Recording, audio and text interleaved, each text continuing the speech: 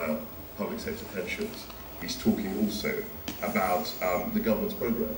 So he's sort of setting himself up as the leader of the opposition. It's always been political. No, I mean, but you know, if you keep saying we don't want to go back to the 70s, it's exactly the same as when I say to the Tories, we don't want to go back to Thatcher's era. And they say to me, quite rightly, can you please stop talking about Margaret Thatcher, we're in a different era. Sure. We should do the same with the unions, we're in modern union times. But we bring this forward then to modern times, Jasmine. There's still, I mean, the threat is, and we've heard it now well, since the coalition came to power, these threats of bringing the country to a standstill. I mean, that has been levelled. I mean, admittedly more by you know, people like Bob Crow, the RMT, have been a bit more vocal in those sort of terms. But it is still there as an underlying threat. Do you really want to live in a country where the workers never have a leadership that actually says, no, we don't agree with the policies? That's not what we're talking about. We're talking about, it's important in a democracy. We're talking about a deliberate attempt by the unions, like in the 70s, to be the main opposition to the government. He says,